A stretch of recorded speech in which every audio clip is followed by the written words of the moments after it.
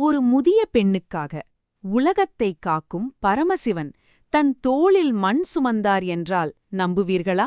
அதுவும் ஒரு பிட்டுக்காக. இந்த அதிசயமான கதையின் பின்னாலிருக்கும் பக்தி ரகசியம் என்ன தெரியுமா? வணக்கம் நண்பர்களே. இன்று நாம் பார்க்கப் போவது மதுரையில் நடந்த சிவபெருமானின் அற்புதமான திருவிளையாடல்களில் ஒன்று. அதுதான் பிட்டுக்கு மண் சுமந்த சிவன் என்ற வரலாறு. இந்த கதை பக்தி, அன்பு, கருணை, இறைவனின் எளிமை அனைத்தையும் சொல்லும் ஒரு அற்புதமான சம்பவம். பல ஆண்டுகளுக்கு முன்பு மதுரை நகரில் வைகை ஆற்றில் பெரிய வெள்ளம் ஏற்பட்டது. அந்த வெள்ளத்தால் நகரம் முழுவதும் ஆபத்தில் சிக்கியது. அப்போது மன்னன் உத்தரவு பிறப்பித்தான். நகரிலிருக்கும் ஒவ்வொரு வீட்டிலிருந்தும் ஒருவர் வந்து வைகை கரையை அடைக்க மண் சுமக்க வேண்டும். அனைவரும் வேலைக்கு சென்றார்கள்.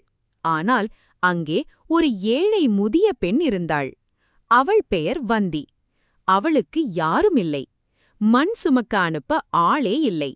வந்தி தினமும் பிட்டு செய்து விற்று வாழ்க்கை நடத்தினாள். அவள் அழுது கொண்டு இறைவனை வேண்டினாள். சிவபெருமானே, எனக்காக யாராவது மண் சுமக்க அனுப்புங்கள்.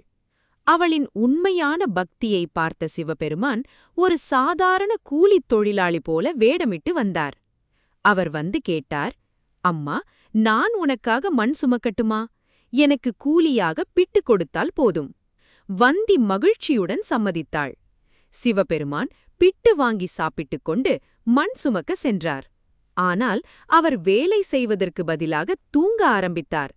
இதைக் கண்ட மன்னன் மிகவும் கோபமடைந்தான். அவன் அந்த கூலிக்காரரை பிரம்பால் அடித்தான்.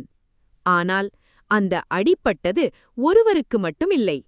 மதுரையிலிருந்த அனைத்து மக்களுக்கும் வலி ஏற்பட்டது. மன்னன் அதிர்ச்சியடைந்தான். அப்போதுதான் அனைவருக்கும் புரிந்தது, அந்த கூலிக்காரர் வேறு யாரும் இல்லை, சிவபெருமான். இந்த திருவிளையாடல் சொல்லும் உண்மை என்ன தெரியுமா? உண்மையான பக்தியை இறைவன் எப்போதும் கைவிட மாட்டார். பணம், அதிகாரம் அல்ல, மனசாட்சிதான் முக்கியம். பக்தனுக்காக இறைவன் எந்த வடிவிலும் வருவார். ஒரு பிட்டுக்காக பரமசிவன் மண் சுமந்த இந்த கதை இன்றும் பக்தர்களின் மனதை உருக வைக்கிறது. இந்த கதையை கேட்டவுடன் ஹரஹர மகாதேவா என்று கமெண்ட் பண்ணுங்க. இந்த மாதிரி ஆன்மீகம் மற்றும் மர்மமான கதைகளுக்கு லைக், ஷேர், சப்ஸ்கிரைப் செய்ய மறக்காதீர்கள். ஒரு முதிய பெண்ணுக்காக உலகத்